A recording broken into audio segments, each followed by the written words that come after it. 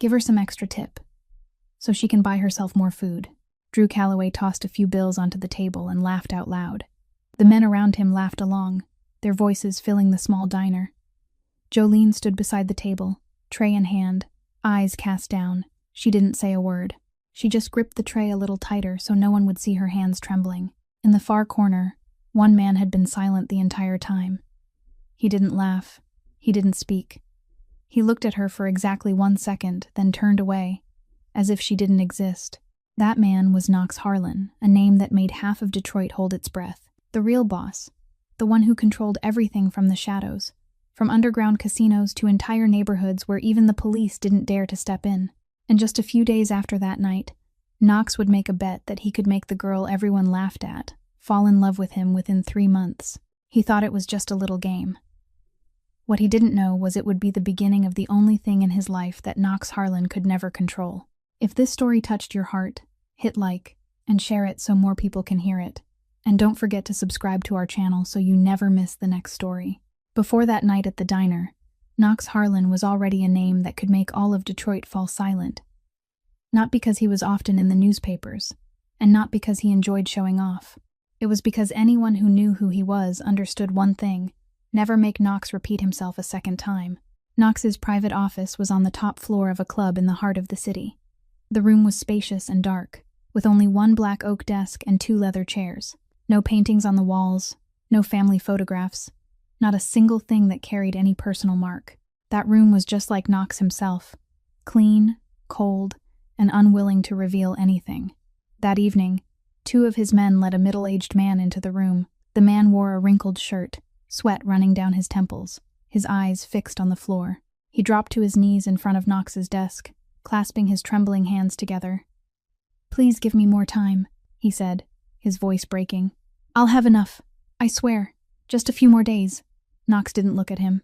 He was slowly turning a glass of liquor in his hand, his eyes on the glass window behind him. The whole room was silent. No one dared to breathe too loudly. Then Knox set the glass down, gently, without a sound. He said, his voice low and even, 48 hours. Not because I pity you, because I don't want to clean up another mess." The middle-aged man nodded again and again, backing toward the door, moving as if his feet almost didn't touch the ground. When the door closed, Sully, the silver-haired man sitting in the corner, spoke up. "Why not finish it cleanly now? Letting it drag on will only bring more trouble." Knox stood and walked to the window. The city lights cast their glow over his face, sharpening the hard lines of his features and the gray eyes that held no expression at all. "People fear us because we know when to strike," Knox said, still looking outside. "Not because we can strike whenever we want. A man who hits everyone is only a thug. The man who knows when to stay silent is the one who holds power." Sully looked at him and gave a slight nod. He had followed Knox for more than 10 years, since Knox still had nothing in his hands. And in all those 10 years, Sully had never once seen Knox misjudge a person. Knox Harlan wasn't born into silk and comfort. He didn't even know where he was born. All he could remember of childhood were the gray walls of an orphanage on the outskirts of Detroit, where he grew up without anyone calling his name. In that place, he was an invisible child. No one remembered what he liked to eat. No one asked if he was cold in winter. No one sat beside his bed when fever took him in the middle of the night. Knox learned one lesson very early. If no one saw him, then he would have to become someone everyone was forced to see. When he came of age, Knox left the orphanage with empty hands and one single will: never again let anyone treat him like something invisible. He began with the smallest jobs in the underworld, running errands, making deliveries, watching doors. But Knox wasn't like the others. He observed, he remembered, and he learned how to read people faster than anyone else. Step by step, he climbed, not with his fists, but with his mind. He knew when to move forward, when to step back, when to stay silent, and when to say exactly one sentence that made the other person unable to move. In less than 10 years, Knox Harlan went from the boy whose name no one remembered to the name an entire city had to remember. But there was one thing power couldn't buy. Knox knew that better than anyone. There were always people around him, loyal men, business partners, beautiful women ready to stay by his side at any moment. But Knox never had to wonder whether they stayed because of him or because of what he had, because deep down, He had known the answer for a long time. No one loved Knox Harlan for the man he truly was. They stayed because of fear, or because of money, and Knox had accepted that as part of life. The same way he had once accepted the darkness in that orphanage room long ago. Until that night, the night he sat in a small diner and saw a girl holding a trembling tray, yet still refusing to lower her head. But at that moment, Knox didn't yet know that this girl would change everything. The black car left the diner close to midnight. Knox sat in the back seat, his eyes on the window, silent as always. Sully was driving. Drew sat in the passenger seat, his feet propped on the dashboard. His mouth still hadn't stopped laughing. "Did you see that girl's face?" Drew turned back to look at Knox, grinning with all his teeth. Her hands were shaking like she was about to drop the whole tray. Poor thing. I bet all she'll ever know is carrying food for people, then going home to cry by herself. Knox didn't answer. He kept looking out the window, where the streetlights slid past in long streaks. Drew didn't know when to stop. That was Drew's biggest problem. His mouth was always faster than his mind. But honestly, Drew went on, dragging out his voice. Who would even look at someone like that? Fat, poor, working in a cheap diner. Her whole life, no decent man is ever going to give her a second glance. Sully glanced into the rearview mirror, looking at Knox. He said nothing, but his hands tightened a little around the steering wheel. He knew Drew was going too far, and he also knew Knox was hearing every word. "That's enough, Drew," Sully said quietly. Drew waved a hand. "I didn't say anything wrong. It's the truth." Then Drew turned toward Knox, and this time his tone changed. It wasn't joking anymore. There was something sharper in it, something deliberate. "You know what, Knox? I'm just thinking for fun. You're the man this whole city has to bow its head to. Whatever you want, you get. Cars, houses, money, power, but I'll bet you one thing." Knox still didn't turn around. "Bet what?" His voice was flat and still. Drew smiled, but his eyes weren't smiling. "I bet you can't make an ordinary girl truly love you." That sentence fell into the car like a stone dropping into a still lake. Sully gripped the steering wheel even tighter. Knox slowly turned his head and looked at Drew. His eyes weren't angry, but something inside them had begun to move. Drew continued, his voice confident. "The women around you, I know all of them. Models, singers, daughters of tycoons. They stay with you because they're afraid, or because of money, or because the name Knox Harlan can open every door. But loving you for the man you really are? There's no one. There never has been." The car went silent. Only the steady sound of the engine remained. Sully wanted to say something to cut him off, but he looked at Knox's face in the rearview mirror and decided to stay quiet. Drew leaned toward Knox. "That fat girl at the diner. She doesn't know who you are. She has nothing to lose, and nothing to gain either. If you can make her love you in 3 months, really love you, not because of money, not because of fear, then I'll hand over full control of the western sector to you. But if you lose," Drew smirked, "then you have to admit one thing. Knox Harlan can buy everything, except a heart." Knox looked at Drew for a very long time. He didn't blink. He showed no expression, but inside his chest, something had just been touched, a place he had buried deep for so many years. Drew didn't know it, but those words weren't a provocation. They were the truth, and Knox hated that truth more than anything else in the world. "Fine," Knox said. One single word. His voice was cold as steel. 3 months. Drew clapped once. "Then it settled. That's what I like about you. You always accept." Sully let out a very soft sigh, so soft that no one heard it. He had followed Knox long enough to know when Knox was making a decision with reason, and when he was being led by emotion. Tonight, Knox wasn't using reason. The car stopped in front of Knox's penthouse. He stepped out without saying a word, closed the car door, and walked straight inside. The home was vast, dark, and silent. Knox didn't turn on the lights. He sat down on the sofa in the darkness, his hands resting on his knees, his eyes fixed on the empty space in front of him. Drew's words kept repeating in his head, clearer and sharper than any knife. "Women stay with you because they're afraid, not because they love you. No one has ever loved you for the man you really are." Knox sat there for a long time. He thought about the women who had passed through his life. Not one had stayed after knowing who he truly was. Not one had knocked on his door just to ask if he was all right. Not one had cooked him a meal because she wanted his stomach full, rather than because she wanted something from him. Drew was right, and Knox hated that. He closed his eyes and drew in a long breath. 3 months. The girl at the diner. Just a small game. That was what he told himself. But deep inside, in the place Knox never dared to look, a small part of him was hoping that Drew was wrong, hoping that somewhere in this world, there might be someone who could see him. Not Knox Harlan the kingpin, but only Knox, the orphaned boy from long ago, still waiting for someone to call his name. 3 days after the night of the bet, Knox decided to act. He told Sully to prepare the car. There was no need for a large convoy, only one black sport utility vehicle and 2 trusted bodyguards. "Where are we going tonight?" Sully asked as he opened the car door. Knox got into the back seat, his voice calm. "The East Side, the diner from the other day." Sully looked at him through the rearview mirror and said nothing, but his brows drew together ever so slightly. He knew Knox was beginning to carry out his wager with Drew, and he didn't like it. The car rolled through the night. Detroit after dark became something entirely different. The streets empty, the streetlights casting long yellow streaks across the wet asphalt. Knox sat still, his eyes turned outside. In his mind, he was arranging how he would approach the girl at the diner. He would go in, order something, and start a conversation naturally. No men surrounding him, no display of power, just an ordinary customer. Knox Harlan had never had to try to win anyone over, but this time, he wanted to try another way. The car turned onto the narrow road leading into the neighborhood where Joe's diner stood. It was an old area, with low houses, sparse streetlights, and more alleys than streets. Normally, Knox would never come to a place like this, but tonight he had a reason. Just as the car passed through a tight turn, everything happened very quickly. A truck was parked sideways, blocking the entire path ahead.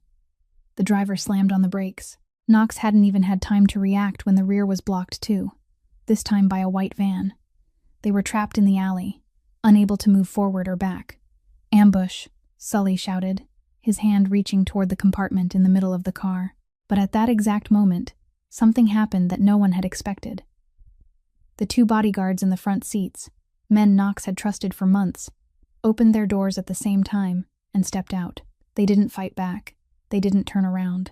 They simply walked away, disappearing into the darkness, as though they had been told what to do long before this night. Sully watched them go, his face turning pale. "Inside, men," he said hoarsely. Knox understood at once. Someone had planted people in his team ahead of time. Someone patient enough, ruthless enough, and bold enough to wait until the exact moment Knox left the safety of his own territory. Knox didn't know that name yet, but later he would know it well.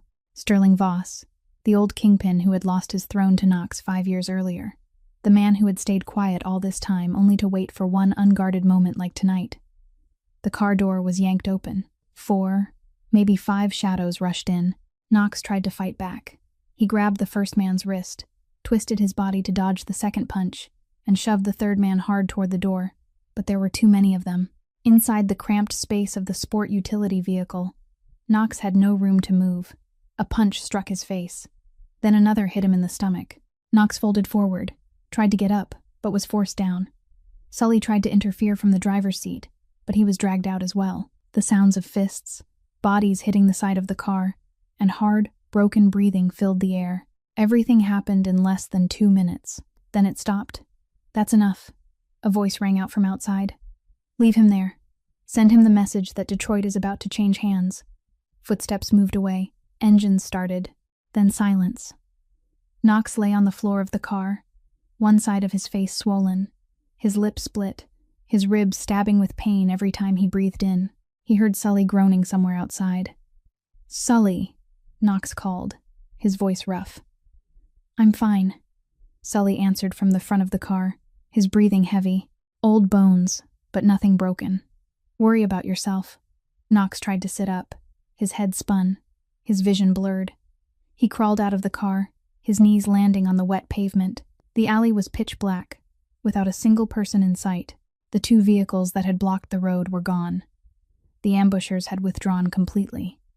They had left Knox alive, not out of mercy, but because they wanted him to live and remember that he had lost tonight.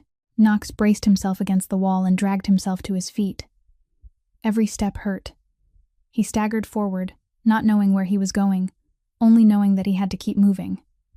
Then he saw the light. At the end of the alley, a warm yellow glow spilled out from the back door of a small diner. That diner, the one he had meant to come to tonight. Knox dragged himself toward the light, step by step, until he collapsed onto the back doorstep, his back against the wall, his head falling to one side. He heard soft footsteps inside, the sound of running water, the clatter of dishes touching one another. Then the door opened. Jolene stood there. She had just finished the night shift, flowers still clinging to her hands, her apron still tied around her waist. She looked down and saw a man collapsed on her doorstep, his face bruised and swollen, his shirt torn, his breathing heavy and strained. She didn't scream. She didn't run to call anyone. She only stood there for 1 second, looking at him, then knelt down. "Can you hear me?" she asked, her voice strangely calm. Knox opened his eyes and looked at her through the swelling and bruises. He saw a gentle face, eyes filled with worry but not fear, and calloused hands reaching toward him. He nodded very faintly. "Then hold on to me," Joe said. "I'll get you inside." Joe slipped her arm around Knox's shoulders and pulled him to his feet. Knox was much heavier than she was, but Joe was used to carrying heavy boxes every day, and her hands weren't as weak as they looked. She staggered as she dragged him through the door, into the back kitchen, where the fluorescent lights still glowed white and sharp, and the scent of fried onions still lingered faintly in the air. She set him down against the wall beside the spice rack, his back resting against several stacked sacks of rice. Knox let out a soft groan when his back touched the wall, his eyes half closed, his breathing broken into uneven pieces. Joe didn't panic. She had seen enough in life to know that panic never helped anyone. She moved quickly to the sink, took a clean towel, turned on the warm water, and wrung it dry. Then she opened the cabinet under the sink and pulled out a small first aid kit, the kind of white plastic box she had bought at a drugstore several years ago, always kept ready in the kitchen because she burned herself and cut her hands so often. She knelt in front of Knox, set the first aid kit beside her, and began wiping his face. Her hands moved fast, decisive but gentle. She wiped from his forehead down, over the swollen cheekbone, past the split in his lower lip. The white towel turned pink, then red. She rinsed it out, dipped it in water again, and kept wiping, not saying a word. Knox opened his eyes. One of them could barely open because of the swelling, but the other could clearly see the face of the person taking care of him. Brown eyes, brows drawn slightly together in concentration, brown hair tied in a hurry with a few messy strands falling loose, and he recognized her. This was the girl from the diner the night before, the woman who had stood beside his table holding a tray, the one his whole group had laughed at. Now she was kneeling in front of him, wiping blood from his face, without having any idea who he was. Knox tried to open his mouth. He wanted to say something, thank you, explain, or anything that might make the heaviness a little less unbearable, but his throat was dry and bitter, his lips were cracked, and only a small groan escaped. Joe looked up at him. "Don't talk," she said shortly. "Save your strength." Then she opened the first aid kit and took out cotton balls and a bottle of hydrogen peroxide. She dabbed it gently onto the scrape on his forehead, and Knox grimaced from the sting. She sealed it with medical tape. Then she checked both sides of his ribs, pressing lightly. Knox hissed in pain on the left side. "Could be a cracked rib," she said, her voice calm, as if she were reading a recipe. "I'm not a doctor, so I'm not sure, but if you can still breathe, it isn't too dangerous yet." She took another towel and wrapped it tightly around his chest to hold him steady. Her hands didn't tremble, not even a little. Those were hands that had kneaded dough thousands of times, carried hot pots without gloves, chopped onions until all 10 fingers had grown calloused. Knox watched her work. In his world, no one did anything without a purpose. Every handshake came with a condition. Every smile was a mask. Every question of concern was only a step toward demanding something in return. But this girl was different. She didn't ask who he was. She didn't ask what had happened. She didn't ask who had done this to him. She only did what needed to be done. Cleaned him up, bandaged him, kept him awake. When she was nearly finished, she dipped a fresh towel into cool water, wrung it lightly, and placed it on his forehead. "Don't sleep," she said, this time her voice more serious. "If you have a head injury, sleeping can be dangerous. Try to keep your eyes open until I come back." Knox nodded very faintly. So faintly it was almost impossible to see. Joe stood up, brushed off her knees, then turned and walked toward the front of the diner. She began cleaning up the way she did every night. Wiping tables, stacking chairs, washing dishes, the sound of running water, chair legs scraping over the floor, the soft sweep of a broom, the most ordinary sounds in the world. But tonight, to Knox, they sounded like something he had never been allowed to hear before. He lay against the kitchen wall, the cool towel on his forehead, his chest wrapped tight, staring up at the old ceiling with its blotched water stains. The fluorescent light flickered softly. The scent of fried onions was still there. And somewhere out front, that girl was still wiping tables, stacking chairs, washing dishes, as if dragging a bloodied stranger into her kitchen had been the most normal thing in the world. Knox swallowed, his throat bitter. He was used to people fearing him. He was used to people bowing their heads before him. He was used to people doing things for him because he had power, money, and strength. But tonight, for the first time in his life, someone had done something for him simply because she saw that he needed help. No name asked, no reason demanded, nothing requested in return. Knox didn't know how to react to that. He, the man who controlled an entire empire, the man whose name made the whole city hold its breath, was lying on the kitchen floor of a cheap diner, being bandaged by a kitchen girl with a first aid kit bought from a drugstore, and he didn't know what to say. Out there, Jo was still washing dishes.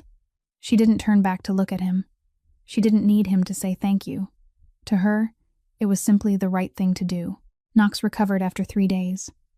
Sully took him back to the penthouse that very night and called in a private doctor to examine him. 2 cracked ribs, a swollen face, a few shallow cuts. Nothing life-threatening, but enough to force Knox to stay still for the first 2 days, which he hated more than anything. Knox Harlan wasn't a man who lay quietly and waited to heal. On the 3rd day, even though every deep breath still hurt, he sat up and started working. The first order of business was the investigation.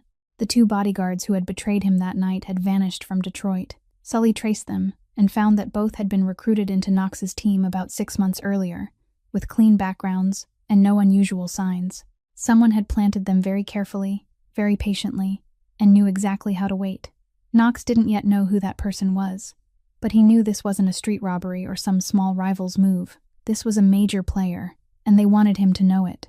Knox handled the internal cleanup quickly and cleanly. He had the entire security team reviewed, replaced people, and tightened the procedures.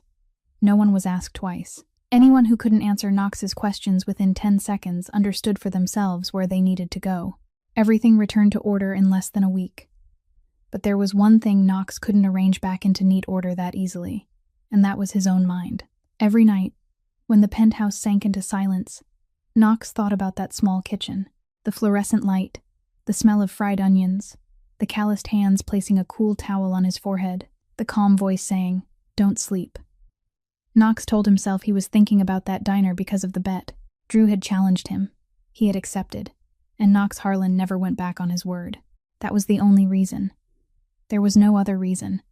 1 week after the ambush, Knox drove to Joe's diner, alone.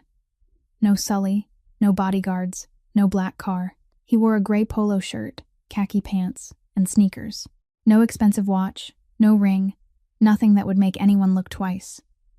He pushed the door open and stepped inside. The diner was small, with about a dozen tables, yellow lights, and a ceiling fan turning slowly. The smell of hot rice and tomato sauce mingled in the air. A few workers were eating dinner. An elderly woman sat in the corner drinking tea. No one looked up at Knox, because in that moment, he wasn't Knox Harlan. He was only an ordinary man walking into a modest diner. Knox chose the innermost corner table, sat down, and opened the old, worn plastic menu. Jo came out from the kitchen, a small notepad in her hand, and walked to his table. She looked at him for 1 second and didn't recognize him. That night, his face had been covered in blood, bruised and swollen, his hair messy, his clothes torn. Now he was clean, his face had healed, his hair was neatly combed, completely different. "What'll you have?" she asked in an ordinary voice. "Rice with fried chicken," Knox answered, "and a glass of iced tea." Jo wrote it down, nodded, then turned away. Nothing more. No polite social smile. No asking if he wanted anything else. She treated him exactly like every other customer, no more and no less. Knox ate in silence. The rice was hot, the fried chicken crisp, the sauce just right. It wasn't the most expensive meal he had ever eaten, but there was something about it that made him finish the whole plate without realizing it. When he was done, Knox left money on the table, 5 times the price of the meal. Then he stood and walked toward the door. Before he could push it open, he heard footsteps behind him. "Sir?" Knox turned back. Jo stood there, holding several bills in her hand, her face neither angry nor pleased. She walked over, placed the money on the table near the door, and said, "I don't take pity money. You pay for what you ate, nothing more." Knox looked at her, then he looked at the bills on the table. In 32 years of living, Knox had grown used to money opening every door. He gave money, people took it, bowed their heads, thanked him, and did whatever he wanted. No one had ever returned money to him. No one had ever looked him straight in the eye and told him she didn't need it. Knox said nothing. He gave a slight nod, picked up the extra money, and walked out. On the drive home, he didn't turn on music. He only sat in silence, hands on the steering wheel, eyes on the road ahead, thinking about those words. I don't take pity money. Not anger, not arrogance, just a clear boundary she had drawn, and she didn't allow anyone to cross it. Knox returned to the diner the next day. Then the day after that. Then the day after that. Always the same corner table. Always rice with fried chicken and iced tea. Always paying the exact amount on the bill. Not short, not extra. He didn't try to start conversations. He didn't talk much. He only ate, nodded when Jo brought the food out, said thank you when she cleared the table, then left. Jo didn't ask who he was, didn't ask what he did, didn't ask why he came there every day. But little by little, she began to recognize him. When Knox walked in, she no longer needed to ask what he wanted. She only gave a small nod and turned back toward the kitchen. Sometimes she brought out a plate of rice with a little more chicken than usual, said nothing, simply set it down and left. And Knox noticed. He noticed every small change, from the nod that replaced the question to the extra chicken she never mentioned. And each time he noticed, the wager with Drew grew a little more blurred in his mind. While Knox Harlan was thinking about her every night, Jolene Sutter was thinking about how to survive tomorrow. Every day of Jo's life was the same. She woke at 4 o'clock in the morning, went into the kitchen to knead dough, cook broth, and prepare ingredients for the entire day. At 6 o'clock, she opened the diner, serving, cooking, cleaning, then serving again. At 11 o'clock at night, she closed the doors, wiped the tables, stacked the chairs, and washed the last pile of dishes. Then she sat down at the small table in the kitchen, her head lowered among the papers she didn't want to look at but couldn't ignore. The paper on top was a notice from the real estate company. The bold print was brief, cold, and merciless. The entire neighborhood had been bought to build a new shopping center. All businesses had to move out within 60 days. 60 days. Jo had read that number dozens of times, and every time she read it, it still hurt like the first. Because this diner wasn't only where she made a living, it was the only thing left of her grandmother. Grandma Ruth, the woman who had raised Jo, had begun with a pushcart selling corn cakes on the street corner. In the summer heat of 40 degrees, she stood outside from morning until afternoon, sweat soaking through her shirt, her hands never stopping as she turned the cakes. In the freezing winter, she wrapped herself in 3 layers of scarves, her cracked hands still kneading dough every morning, dollar by dollar, dollar by dollar, dollar by dollar. She spent her whole life turning that pushcart into a small diner with 4 walls, a kitchen, tables and chairs, and a sign out front. The place wasn't fancy, and it wasn't beautiful, but every day people stood in line there. Workers, truck drivers, nurses coming off the night shift, students with empty pockets. They came because the food was good, the prices were low, and Grandma Ruth always remembered every person's name. She used to say to Jo, "Child, this diner isn't walls and a roof. This diner is my hands. When I'm gone, you keep it for me." Jo kept her word. She lost her mother early. Her father, a gentle but weak man, wasn't strong enough to carry the family after that loss. One day, he quietly left, without leaving a single word behind. Grandma Ruth took Jo in right after that, when she was still small, still too young to understand why her father didn't come back.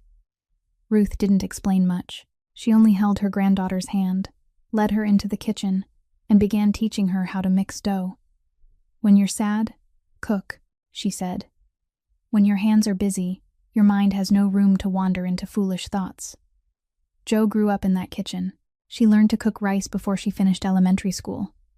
She knew how to season chicken before she knew how to ride a bicycle. She knew her grandmother's tomato sauce recipe by heart before she knew the multiplication table. And when Grandma Ruth fell ill 2 years ago, Jo was the only one by her side. Ruth was in the hospital for 4 months. Jo ran back and forth between the hospital and the diner, her eyes always shadowed, her hands always busy. Ruth passed away on an autumn morning, quietly, while Jo was asleep in a chair beside the hospital bed. She left Jo the diner, a stack of hospital bills that still hadn't been paid off, and a notebook. It was a small notebook the size of a hand, with a worn brown leather cover, and inside were hundreds of recipes Jo had created herself over the years. She had carefully written down every ingredient, every step, and some pages even had pencil sketches. But there was one special page, the page Jo never let anyone touch. On that page, written in trembling handwriting, were the words, "Grandma's corn cake recipe, don't ever forget." Beneath it was the detailed recipe, from the amount of flour and sugar to the way the cakes had to be turned so they would brown evenly. And in the corner of the page, written in blue ink, was one small line, "I remember you every day." Jo kept that notebook in the kitchen drawer, right beside the first aid kit. Every night before closing the diner, she opened it, turned a few pages, then closed it again, not to cook from it, only to remember that her grandmother was still there, in every line of writing, every recipe, every smudged ink mark on the yellowed paper. Now, people wanted to take the diner away. 60 days. Jo had no lawyer, no money to sue, no one standing behind her. All she had were her hands, the kitchen, and her grandmother's recipe book. One afternoon, Mr. Frank, a regular customer for more than 10 years, finished his bowl of rice and looked at Jo across the counter. "Jo, I heard this neighborhood is going to be cleared out. What are you planning to do?" Jo wiped her hands on her apron, looked him straight in the eye, and said very clearly, "They want to take my grandmother's diner. I won't let them." Mr. Frank looked at her, nodded slowly, then asked nothing more, not because he wasn't worried, but because he saw in Jo's eyes what he had seen in Grandma Ruth's eyes 30 years earlier, the toughness of a woman who had nothing but willpower, and who was ready to use that willpower to hold on to the thing she loved. That night, Knox came to the diner later than usual. It was nearly 11 o'clock. The front lights had already been turned off, the sign was dark, and the main door was locked, but in the back, light still spilled through the crack of the kitchen door. Knox parked a short distance away and walked along the empty sidewalk. He didn't know why he had still come. The diner was closed. There was no reason for him to be here, but his feet kept moving, and he didn't stop. When he got close to the back door, Knox heard a sound. Very faint. If the street had been just a little noisier, he wouldn't have heard it. Crying. Not loud crying. Not long, broken sobs. Just sharp, uneven breaths, like someone was trying to swallow her tears and couldn't quite do it. Knox stopped in front of the half-open door. Through the crack, he saw Jo. She was sitting on a plastic chair beside the kitchen table, her back slightly bent, both hands covering her face. Her shoulders trembled softly. In front of her, a small candle was burning beside an old, faded photograph. The photograph showed an elderly woman smiling, holding a spatula in her hand, standing in front of the familiar gas stove. Grandma Ruth. Today was the anniversary of her death. Knox stood outside the door, his hand already raised to knock, then stopped halfway. He didn't know what to say. He wasn't good at comforting anyone. He had never needed to comfort anyone. In Knox's world, people didn't cry in front of each other. And if someone did cry, that was that person's problem, not his. But tonight, standing outside this door, hearing that small, fragile cry, Knox couldn't leave. He pushed the door gently. He didn't knock. He didn't call her name. He only pushed, just enough for the door to open. Jo looked up. Her eyes were red, her cheeks wet, her hair loose and messy. She looked at Knox, and Knox looked at her. No one said anything. Knox stepped inside, pulled another plastic chair over, placed it beside her, and sat down. He didn't ask if she was all right. He didn't ask why she was crying. He didn't say, "I understand," or "everything will be okay," or any of those things people often said when they didn't really mean anything. He only sat there, beside her, in silence. Jo looked at him for a while, then turned away and wiped her tears with the back of her hand. She didn't tell him to leave. She didn't ask what he was doing here at this hour either. Maybe she was too tired to ask. Maybe, in that moment, having someone sit beside her, even someone almost like a stranger, was better than sitting alone. They sat like that for a long time. 5 minutes, 10 minutes, maybe longer. The little candle flickered, casting both of their shadows onto the old kitchen wall. No one said a word. Then Jo stood up. She wiped her face one last time, drew in a long breath, and walked to the stove. She opened the cabinet and took out a pack of noodles, 2 eggs, and a few scallions. Her hands were still trembling a little, but the moment they touched the knife and cutting board, the trembling disappeared. Those hands knew what to do.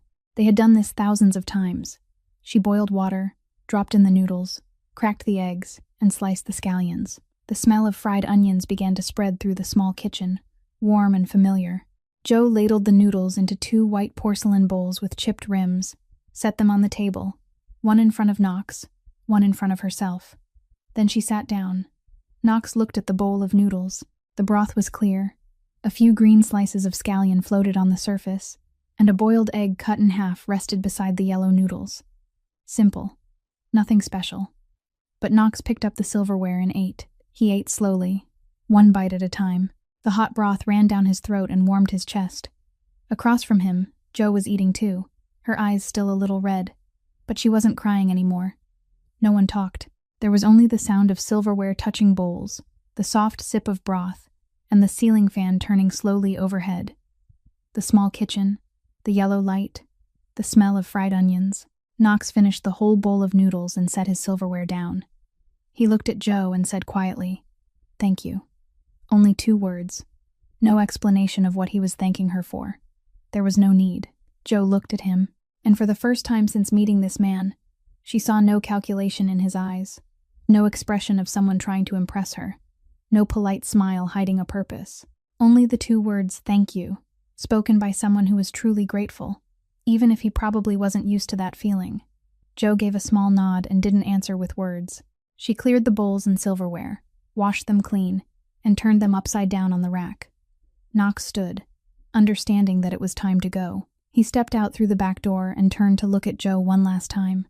She was turning off the stove, wiping the table, arranging everything back into its proper place the way she did every night. The candle beside Grandma Ruth's photograph was still burning. Knox stepped into the darkness and drove home in silence.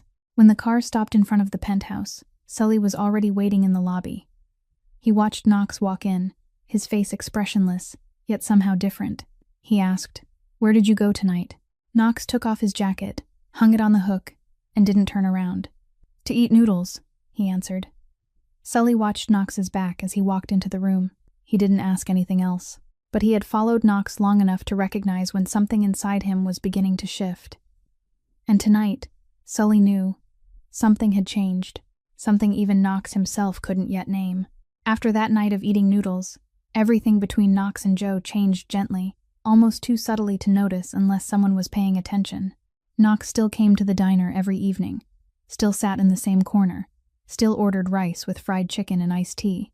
But now, when Jo brought the food out, she sometimes stayed an extra second. Sometimes she asked, "Do you want extra sauce today?" Sometimes Knox answered with a short sentence that wasn't only "thank you." The conversations were brief, scattered, not smooth or continuous, but they existed. And for 2 people who weren't used to opening their hearts, that was already a great deal. One evening, the diner was quieter than usual. Jo finished cleaning early and sat behind the counter with a glass of water, watching Knox eat. Knox looked up and caught her gaze. "Sit here," he said. "This table's big enough." Jo looked at him, hesitated, then took her glass of water and walked over, sitting across from him. They talked. Not about anything grand. Jo told him about regular customers, about Mr. Frank, who had ordered the exact same dish for 10 years. Knox told her he didn't know how to cook, that the only thing he could make in a kitchen was black coffee, and even that came out badly. Jo laughed softly, a short, quiet laugh, but Knox heard it clearly. It was the first time he had ever heard her laugh. Then Jo fell silent for a while, as if she were weighing something in her mind. She stood, went into the kitchen, then came back with the small notebook with the brown leather cover in her hand. She placed it on the table in front of Knox. "No one has ever seen this except me," she said, her voice gentle but serious. "My grandmother left it to me, and I've been adding to it ever since." Knox looked at the notebook, then looked at Joe. He understood that this wasn't an ordinary notebook. This was the thing she guarded most carefully in the world, and she was letting him touch it. He opened it and slowly turned the pages. Inside were hundreds of handwritten recipes, some pages detailed down to every gram of flour, some pages illustrated in pencil, some pages stained with sauce that had dried yellow over time. Knox turned through many pages, then stopped at one near the end. The handwriting there was trembling, different from the pages before it. "Grandma's corn cake recipe, don't ever forget." And in the lower corner, one small line in blue ink, "I remember you every day." Knox looked at that page for a very long time. Then he closed the notebook carefully, gently, as if he were holding something fragile. He placed it on the table and pushed it back toward Joe. "This notebook is worth more than everything I have," he said. His voice was low and slow, and Joe knew he wasn't saying it just to say something. Knox Harlan wasn't a man who spoke just to fill silence. Joe took the notebook, held it against her chest, and gave a small nod. She didn't say thank you, but in the way she looked at him then, with her eyes softening and her shoulders easing down, Knox knew some wall between them had just become a little thinner. But that wall thickened again only 2 days later. Joe found out that Knox had interfered with the diner's rent. The landlord, a middle-aged man named Garrett, had called Joe that morning, his voice completely different from the week before, when he had been aggressive and demanded the rent be tripled. "Miss Sutter, the rent this month will stay the same," Garrett said, his voice trembling slightly. "I thought it over. No increase." Joe set the phone down and stood still in the middle of the kitchen. She wasn't stupid. She knew Garrett hadn't suddenly thought it over. Someone had spoken to him, and she knew who that person was. That evening, when Knox walked into the diner, Joe didn't bring him a menu. She walked straight to his table and stood in front of him, her arms folded across her chest. "What did you say to Garrett?" Knox looked up, his face unreadable. "Who?" "My landlord. He called this morning and suddenly decided not to raise the rent." His voice sounded like he'd just seen a ghost. "What did you do?" Knox was silent for 1 second, then answered calmly, "I only talked to him." "Talked?" Joe repeated, her voice rising. "You think I don't know what your kind of talking means? I don't know who you are or what you do, but I know when a greedy man like Garrett suddenly gets scared, it isn't because he thought it over." Knox looked at her and didn't answer. "I don't want to owe anyone anything," Joe said, her voice cold and clear. "Especially not someone like you. I don't know what kind of man you are, but this diner is mine. This life is mine, and I can take care of myself." Then she turned around and walked back into the kitchen, leaving Knox sitting there alone. Knox wasn't angry. He sat still, watching her disappear behind the kitchen door, and inside his chest there was something strange. Not hurt, not irritation, admiration. In 32 years, Knox had met hundreds of people. Businessmen, politicians, kingpins, killers. Not one of them had dared to look him straight in the eye and say they didn't need him. Not one. Except the kitchen girl washing dishes in the back. Knox ordered iced tea and sat drinking alone. Just then, his phone rang. He looked at the screen, and his face changed for a brief instant. He answered, his voice turning cold and sharp in less than a second.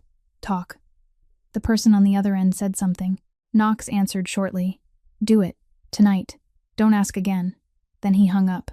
The whole call lasted no more than 10 seconds.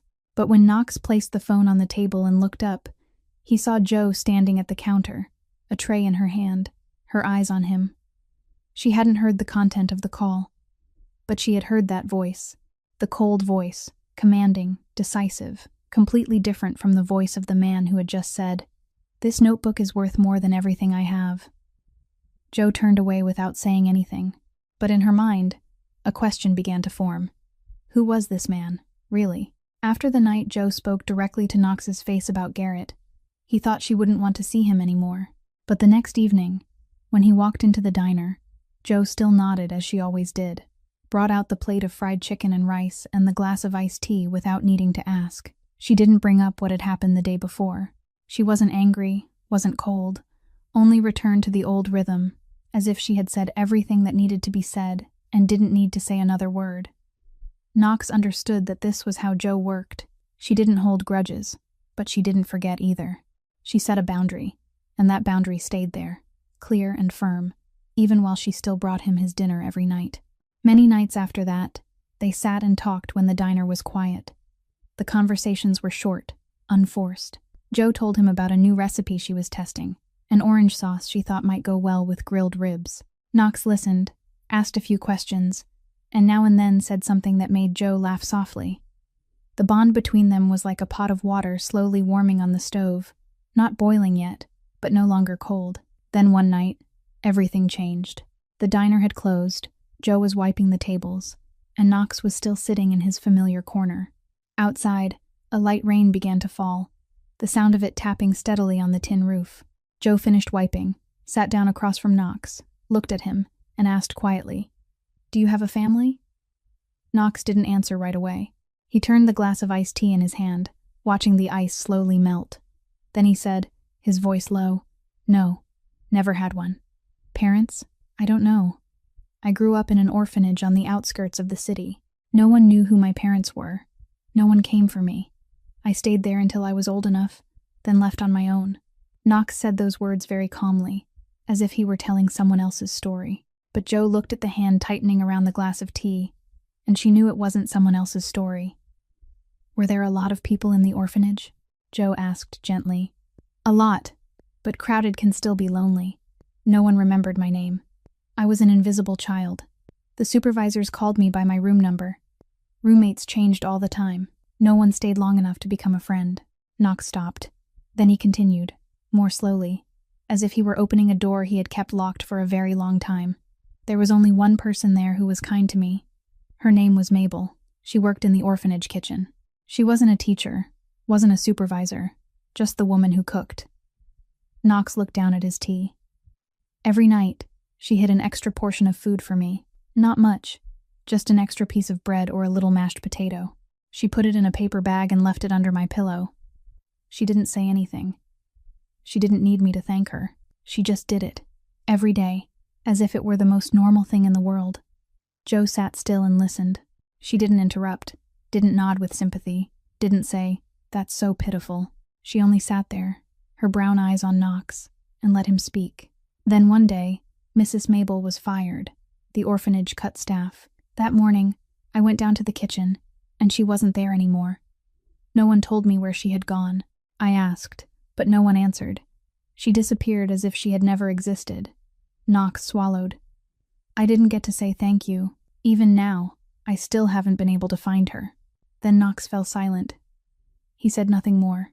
That was more than he had told anyone in 32 years, and he didn't know why he had said those things to the kitchen girl in a modest diner, the woman he had first come to see only because of a bet. Joe stayed quiet for a long time. Then she said, her voice calm and clear, "The past doesn't decide who you are. The way you treat other people is what defines you." Knox looked at her. Those words weren't comfort. They weren't pity. They were the truth, spoken by someone who had suffered enough to know what truth was. Knox didn't answer. He only gave a very slight nod, stood up, and stepped out into the rain. On the drive home, he didn't turn on music, didn't call anyone. Joe's words echoed in his head, over and over, clearer than the rain striking the windshield. The way you treat other people is what defines you. Knox didn't know how he was defined in other people's eyes, but tonight, for the first time, he wanted to know.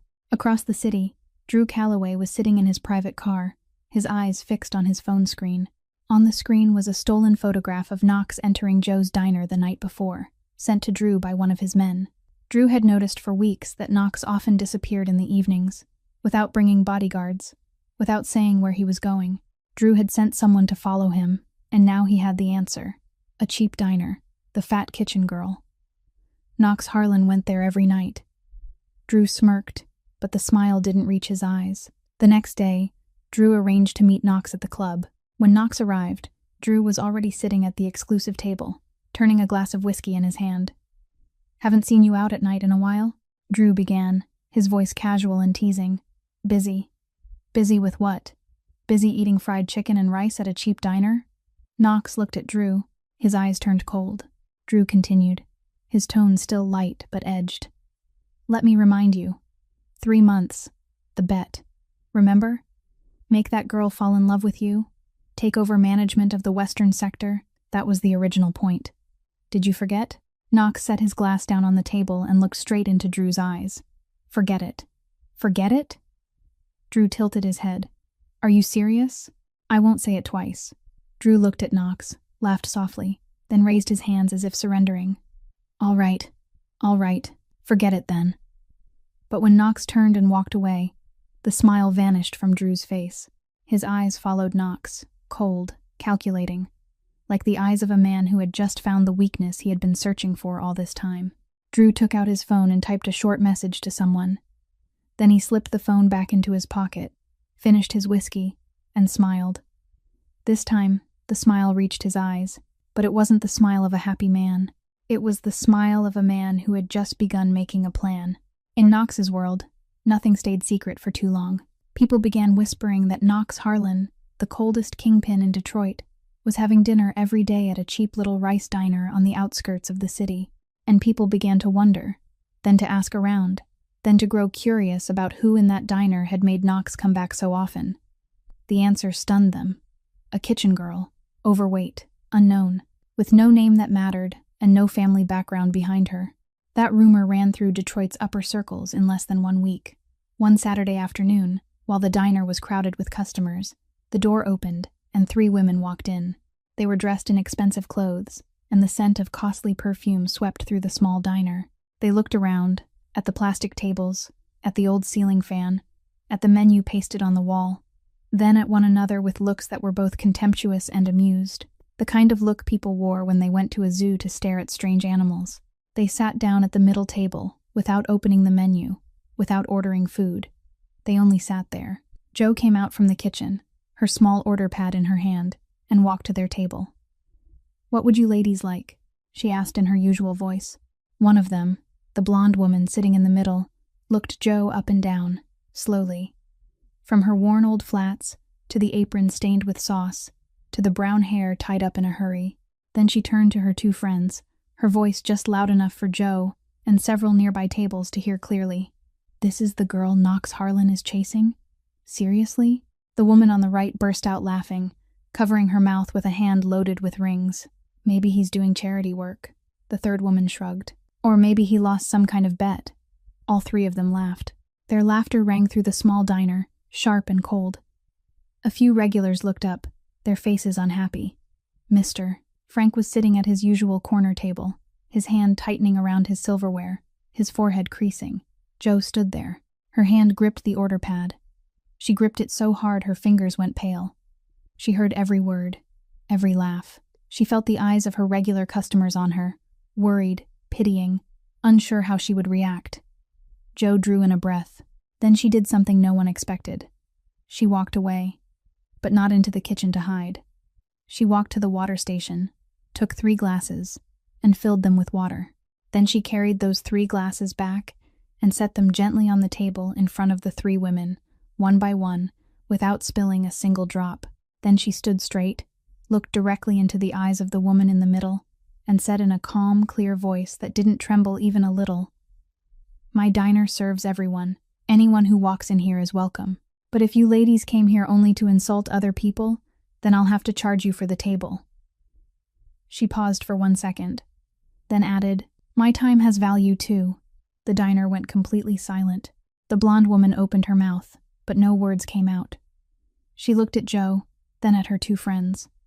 The arrogant confidence on their faces disappeared, replaced by stunned disbelief. They weren't used to being answered back, especially not by someone like Jo. The blonde woman stood first, pulling her handbag onto her shoulder without saying another word. The other 2 stood after her. The 3 women walked toward the door, their heels striking the old tile floor, the tapping growing faster with every step. The door closed. The diner stayed silent for a few more seconds. Then Frank tapped his silverware lightly against the table and nodded at Jo. An elderly woman at the next table said softly, "Good girl." Jo didn't smile. She turned back toward the kitchen, set the order pad down, then stood with her back against the wall for a while. Her eyes closed. Her hands were still trembling faintly, but she didn't cry. She had cried enough. That night, one of Knox's men told him what had happened. Knox listened and didn't say anything right away. He sat still in his office on the upper floor of the club, one hand resting on the arm of his chair. Sully sat across from him, watching him. "She's stronger than most men I know," Knox said, his voice low. Sully nodded slowly. He didn't need to ask who Knox was talking about, and he didn't need to ask what Knox was feeling either. Because for the first time in more than 10 years of following Knox, Sully saw in his eyes not amusement, not curiosity, but respect. The one thing Knox Harlan had never given to anyone. It happened on a Wednesday afternoon, when the diner was quiet, and Jo was in the kitchen preparing ingredients for the evening shift. She was chopping onions, her back turned toward the wall that separated the kitchen from the dining area. The wall was thin and old, nothing more than a layer of plywood, and Jo was used to hearing faint pieces of customers' conversations while she cooked. Usually, she didn't pay attention, but today, she did. Because the name she heard was her own. Someone was sitting at the corner table right beside the kitchen wall, talking on the phone. A man's voice, loud, confident, making no effort to hide. Jo stopped moving, the knife lying still against the cutting board. She listened. "No, I'm telling the truth," the man said, laughter mixed into his voice. "That fat girl still doesn't know a thing. Knox is putting on a hell of a performance. You should see his face, sneaking in here every night to eat fried chicken and rice, sitting around talking, pretending he cares." Laughter came from the other end of the line. The man went on. "I'm about to lose this bet. He said he could make her fall in love with him in 3 months. And look at that. It's actually happening. The girl looks at him in that way, you know, that trusting way, like she thinks he's a good man. It's hilarious." Jo stood frozen. Her hand was still holding the knife, but her fingers had gone numb. Her whole body went cold, as if someone had poured a bucket of ice water over her head. Every word she had just heard repeated in her mind, clear and sharp. Bet. 3 months. Pretending he cares. Fat girl. The man said a few more things, but Jo couldn't hear clearly anymore. Her ears were ringing. All she could hear was her own heartbeat, fast, hard, pounding. Then came the sound of a chair scraping across the floor. Footsteps. The diner door opened, then closed. The man had left. Jo set the knife down on the cutting board. Her hands were shaking. She grabbed the towel hanging on the kitchen hook and held it tight. So tight her knuckles turned white. She didn't step outside. She didn't run after him. She stood still in the kitchen, her back against that thin wall, the very wall on the other side of which, just 1 minute earlier, someone had laughed at her life. Then she sat down on the kitchen floor, slowly, her knees drawn up, both arms wrapped around them. She sat there, surrounded by the smell of half-chopped onions and the cold white glare of the fluorescent light. She didn't cry, not because it didn't hurt, but because this pain was too large for tears. It wasn't like being humiliated in the diner. It wasn't like having those women laugh in her face. Those things hurt on the outside, hurt for a while, then passed. But this hurt inside. In the place she had opened for Knox. She had cooked noodles for him. She had shown him the most precious thing in her life. She had sat and listened to him talk about his orphaned childhood and believed he was truly opening his heart. And all of it had only been a game. The afternoon passed. Jo didn't cook anything else. She sat on the floor until the sunlight outside the kitchen window had gone out completely. Then she stood up, washed her face with cold water, tied her hair again, and retied her apron. She opened the diner for the evening shift as usual. Knox arrived at 7 o'clock. As always, he walked in, sat down at the familiar corner table, and looked toward the counter, waiting for Jo to bring the menu. But today, Jo didn't bring the menu. She came out of the kitchen, walked straight to Knox's table, and stood in front of him. Her eyes looked directly into his. Not red, not swollen, dry, cold. "I want to ask you one question," she said. Her voice was calm, but Knox immediately recognized that something was different. He sat up straighter. "Just one question," Jo continued. "And I need you to answer me honestly." Knox nodded. "Was I a bet?" 4 words. Only 4 words. But they fell onto the table between them like a boulder dropping into still water. Knox didn't answer. He looked at Jo, and for the first time since he had known her, he couldn't find the words to speak. His mouth opened, then closed. His eyes shifted away, then came back to her. 1 minute passed, longer than any minute in Knox's life. Then he nodded, very slightly.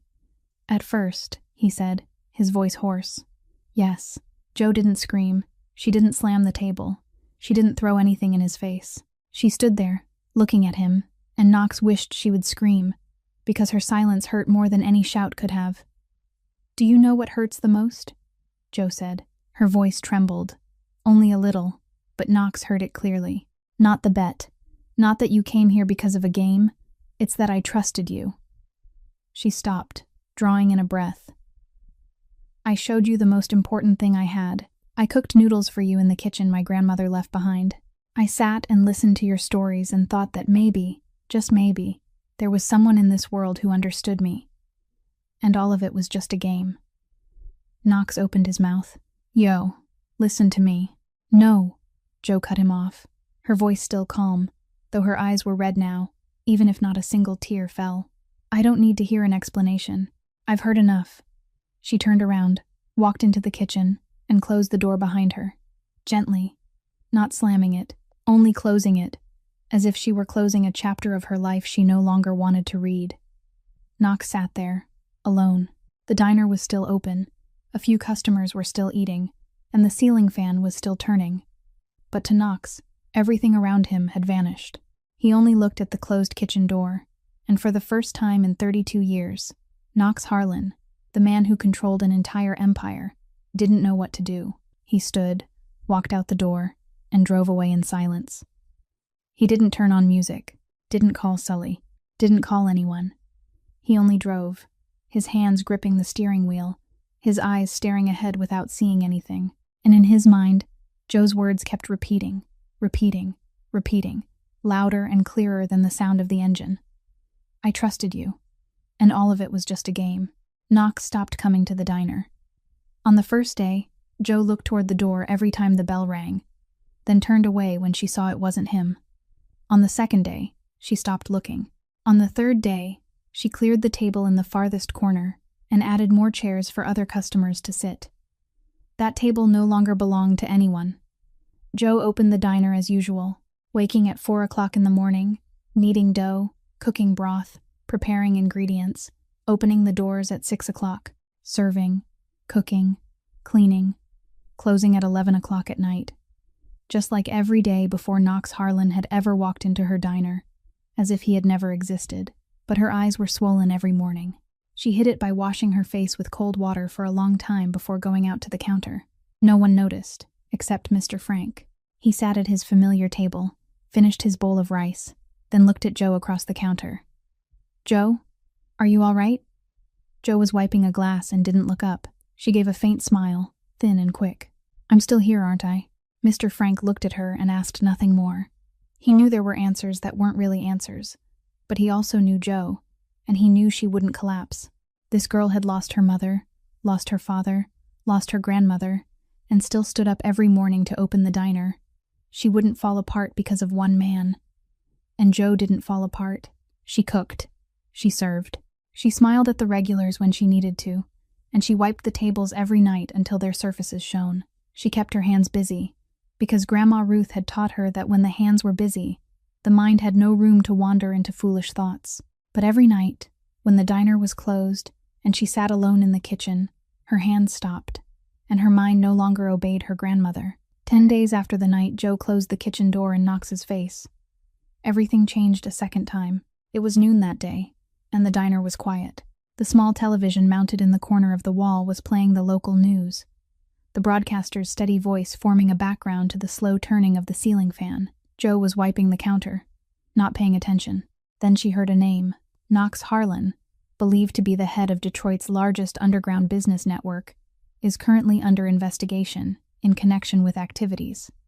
Joe looked up. On the television screen was a photograph. Knox. Not Knox in a gray polo shirt, sitting in her diner eating fried chicken and rice. Not Knox sitting silently in the kitchen on the anniversary of her grandmother's death, but Knox, in a black suit, stepping out of a luxury car, surrounded by men dressed in dark clothing, their eyes cold. Under the photograph were the words, "Knox Harlan, the man who controls Detroit's underground system." The broadcaster kept talking about business operations in the shadows, about neighborhoods few people dared to enter, about an empire built outside the law, and the name Knox Harlan was repeated again and again. Each time paired with words Joe had never connected to the man who had sat in her kitchen eating noodles. Joe stood frozen in the middle of the diner. Her hand was still holding the cleaning cloth, but it no longer moved. She stared at the screen, stared at Knox's face, and every memory arranged itself in her mind like puzzle pieces she had refused to look at for far too long. The way Garrett had been frightened after Knox talked to him, the way everyone around Knox always bowed their heads, the brief phone call, the cold, commanding voice she had heard in the diner. The black car always parked a short distance away from the diner every evening Knox came. All the signs had been there, right in front of her, but she hadn't seen them, or she hadn't wanted to see them. The bet had been the first blow. It hurt because she had believed a lie, but this second thing, didn't only hurt.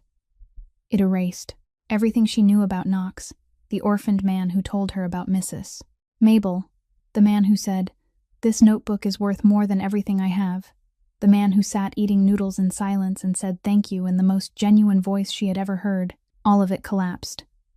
Not because Knox had lied about the bet, but because his entire self was a lie. The man she thought she was slowly beginning to understand didn't exist at all. He was a kingpin. He was darkness. He was something she, Jolene Sutter, the kitchen girl in a modest diner, should never have touched. Joe reached up and turned off the television. The screen went black. The diner returned to silence, with only the steady turning of the ceiling fan. She stood there for a few more seconds. Then she bent down, dipped the cloth into the bucket of water, wrung it out, and continued wiping the tables. But this time, her hands shook. For the first time since the night she heard about the bet, the hands that had kneaded dough thousands of times, that had carried hot pots without gloves, that had bandaged a stranger's wounds without trembling even a little, were shaking now. Joe gripped the cloth tightly and pressed both hands against the tabletop until the trembling stopped. Then she kept wiping.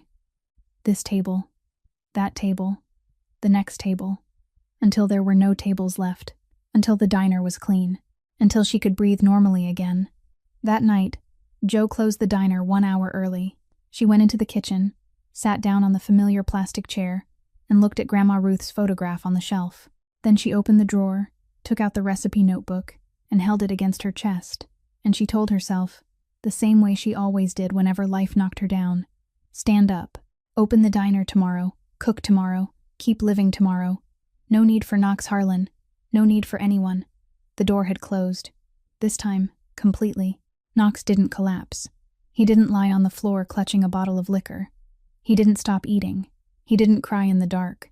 That wasn't the way Knox Harlan fell apart. His way was far more dangerous.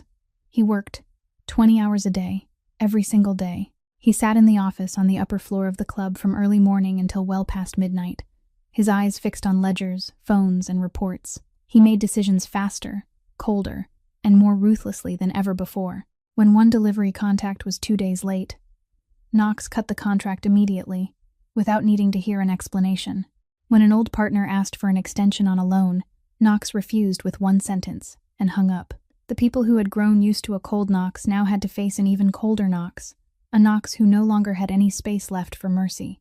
His men whispered among themselves that the boss was in the worst mood they had ever seen, and no one dared go near him unless they had to. But every night, after everyone had gone home, after the office had sunk into silence, Knox drove away. Not back to the penthouse. He drove to the east side, parked across the street, opposite Joe's diner, and he sat there, in the dark, watching the yellow light spilling out through the diner windows. Sometimes he saw Joe's shadow moving inside, wiping tables, stacking chairs, washing dishes. Familiar images he had watched dozens of times when he was still sitting inside the diner. Now he watched from outside, through the car window, in the darkness, like a man standing beyond a door he himself had closed. Knox sat there until Joe turned off the lights. When the last yellow glow went out and the diner sank into darkness, Knox started the engine and drove home. Every night. The same every night. He didn't go in, didn't call, didn't send a message, didn't send flowers, didn't send gifts, didn't do anything a normal man might do when he wanted to apologize. Because Knox knew that no apology would be enough, and because he didn't know how to apologize. He had never needed to apologize to anyone. Sully found out on the 5th night. He followed Knox, keeping his distance, and when he saw the black car parked opposite the diner late at night, He understood at once. He parked behind him, stepped out, and tapped lightly on Knox's window. Knox lowered the glass. His face held no expression, but his eyes were empty, the kind of emptiness that belonged to a man looking at something he wanted, while knowing he could no longer touch it. Sully got into the passenger seat and said nothing for a while. The two men sat in the car, looking at the dark diner ahead. Then Sully spoke, his voice low and slow. "You don't fall apart like ordinary people, Knox. You fall apart in your own way." Knox didn't answer. Sully went on. "You turn yourself into a monster. You work like a machine, make decisions like a man with no heart, and you think that means you're fine. But you're sitting here in the middle of the night, staring at a diner with the lights off." He paused. "She didn't make you weak. She was the only person who made you human. And now you're killing that human part of yourself." Knox stayed silent. His hands tightened around the steering wheel, his eyes still fixed on the diner. He didn't argue, didn't nod. He only sat there, and Sully knew every word he had just said was true, and Knox knew it too. Sully opened the car door and stepped out, then turned back to add one more sentence. "You can lie to everyone, Knox, but you can't lie to me, and you can't lie to yourself." Then he walked away. Knox sat there for another 10 minutes. Then he started the engine and drove home, just like every night. While Knox was sinking into his own darkness, Drew Calloway was busy on the other side of the city. Ever since the night Knox told him to forget about it, Drew knew Knox had changed. And to Drew, Knox changing meant Knox had grown weak. Drew didn't miss the opportunity. He began contacting Sterling Voss, the old kingpin who had lost power to Knox 5 years earlier. Sterling, the man who had patiently stayed still all this time, the man who had planted insiders in Knox's team and organized the ambush in the dark alley that night. Drew met Sterling at a restaurant on the outskirts of the city, a place no one in Knox's circle ever visited. The meeting was short. Drew brought what Sterling needed most: information, Knox's schedule, the list of loyal contacts, financial figures, things only Knox's right-hand man would know. Sterling accepted the information, nodded, and said one sentence: "When he's at his weakest, we'll strike." Drew smiled. "You won't have to wait long. He's weak right now." And Drew was right. Knox was weak. Not because he had lost strength, but because he had lost something he hadn't known, he needed until it was gone. Over the following weeks, Sterling began to move. Small pieces of territory at the edges of Knox's empire were taken over. Quietly, without noise. Low-level contacts began losing communication. Familiar business routes were cut off without a clear reason. Knox, on ordinary days, would have noticed at once, but now, his eyes were looking somewhere else. His eyes were looking toward a diner with its lights turned off on the outskirts of Detroit. The news came from an old contact Knox had trusted since the earliest days, a quiet man named Briggs, who handled the southern route of the city. Briggs called Sully at 3 o'clock in the morning, his voice urgent. "You need to tell Knox right now. Drew is selling himself to Sterling Voss." Sully called Knox. Knox picked up after the first ring. He was still awake. He had barely slept for weeks. Sully kept it brief. Knox listened, then stayed silent for a very long time. Then he said 2 words. "Summon them." 24 hours later, everyone was there. The old warehouse in the industrial district of North Detroit. The place Knox used for meetings no one outside was ever supposed to know about. The warehouse was wide, with a high ceiling, and low-hanging lights cast a murky yellow glow over the concrete floor. No tables, no chairs, only one leather chair placed in the middle of the room. More than 30 people stood in a half-circle. Knox's highest-level contacts, the people who managed each business section, each territory, each route. They stood still, eyes forward, toward the place where Knox was walking in. Knox walked slowly. His shoes struck the concrete floor in a steady rhythm, the sound echoing through the wide space. He wore a black shirt with the sleeves rolled up to his elbows. No suit jacket, no tie. His face held no expression. His cold gray eyes swept over every face in the room, slowly, carefully, as if he were reading each person. He stopped in the middle of the room, standing in front of the chair, but he didn't sit. He stood, and he began to speak. "I'm going to read a few names," Knox said, his voice low, even, in no hurry at all. "And with each name, I'll read the date, the time, and the content." Then he read. The first name. "The 14th of last month, 9:45 at night. A call made to Sterling Voss's number, discussing the western transport route. The man whose name had just been read stood in the circle, his face going pale. The second name, the 20th of last month, 4 o'clock in the afternoon. A message sent to one of Sterling's men, providing Knox's movement schedule for the week. The second man swallowed, his eyes dropping to the floor. The third name, the fourth name. Knox kept reading, his voice steady, not high, not low, not angry, not shouting, just the truth, spoken in the voice of a man who had known everything for a long time and had only been waiting for the right moment to say it aloud. With every name that was read, the room grew quieter. By the end, there was complete silence. No one breathed too loudly. No one moved. Knox looked across the entire room. "I'm giving each of you 24 hours, he said. "Decide for yourself which side you stand on. This is the only time I'm asking. And I don't ask twice." Then he turned and walked out.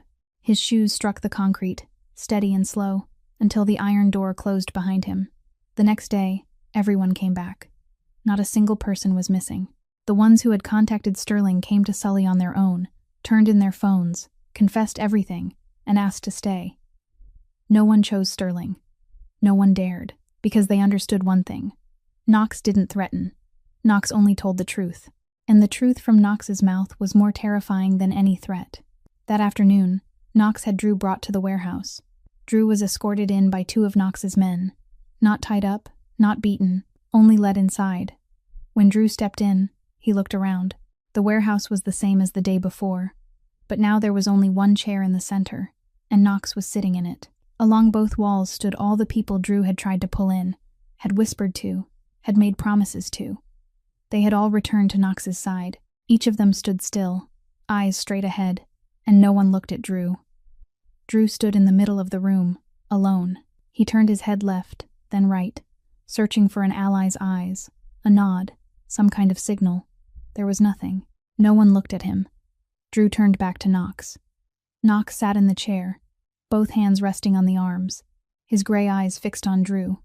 Not angry, not contemptuous, only looking.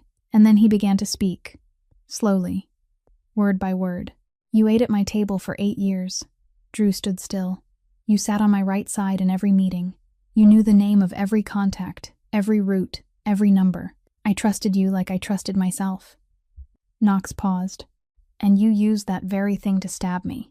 Drew opened his mouth, trying to keep his voice calm, but he couldn't hide the tremor in it. "Knox, listen to me explain."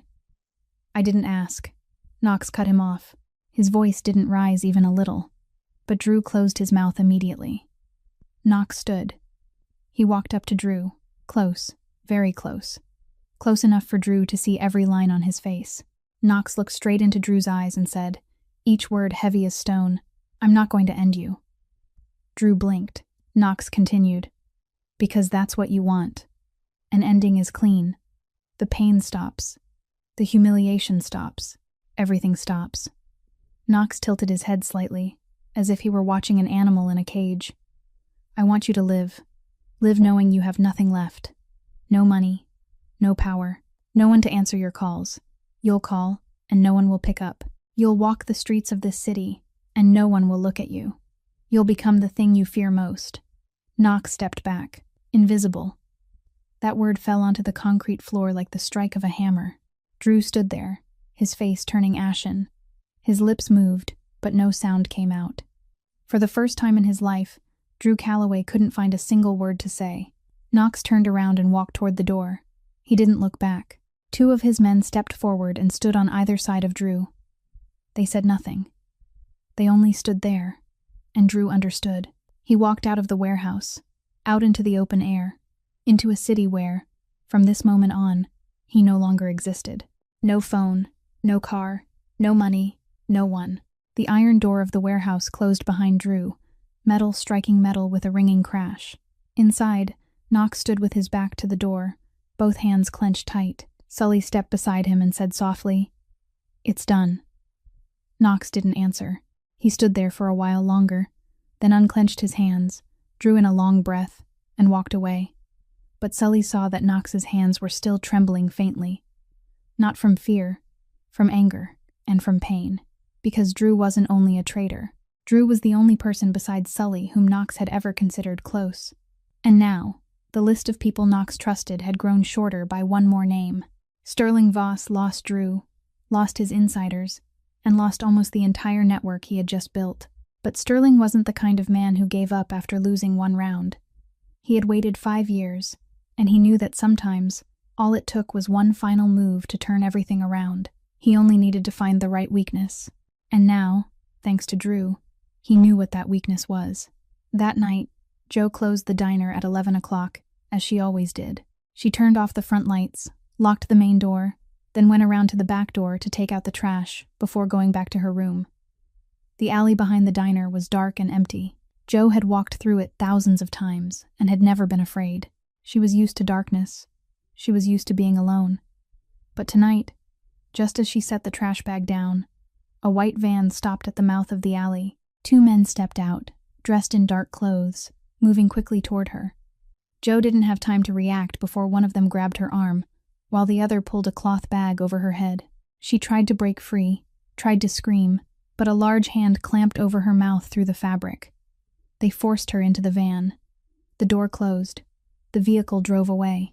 When the cloth bag was pulled off, Jo found herself sitting in a small room. 4 gray concrete walls, no windows, one single light bulb hanging from the ceiling, but it had been turned off. The only iron door was shut tight, pitch black. Not one streak of light. Jo sat on the cold concrete floor, her back against the wall. Her heart pounded fast. Her hands trembled. Her breathing came quick and shallow. She didn't know where she was. Didn't know who had brought her here. Didn't know what they wanted. She only knew she was alone, in the dark, and no one knew where she was. The first hours were the hardest. Jo sat still, trying to control her breathing, trying not to panic. She listened. No footsteps outside. No voices. Only silence. The thick, heavy kind of silence that pressed in from every side. No one came. No one brought water or food. She was completely cut off. Jo hugged her knees and closed her eyes. In the darkness, memories rushed back.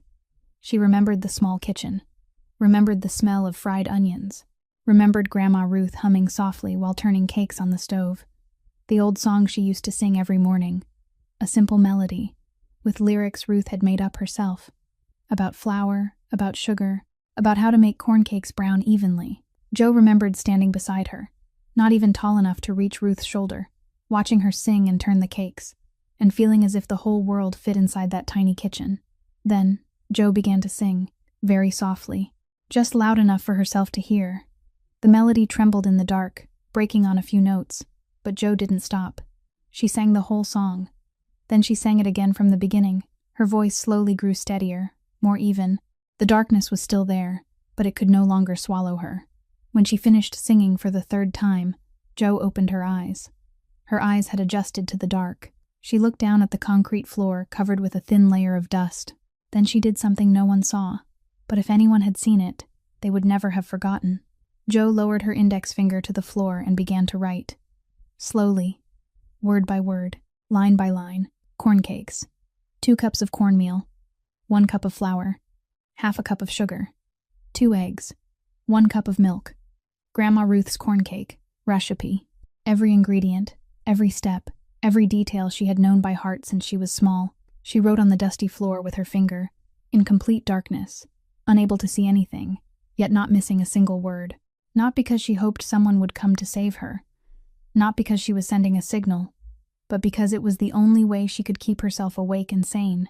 Because when her finger moved across the floor, writing the words Ruth had taught her, she was no longer in that dark room. She was in the kitchen. She was standing beside her grandmother, and Ruth was singing.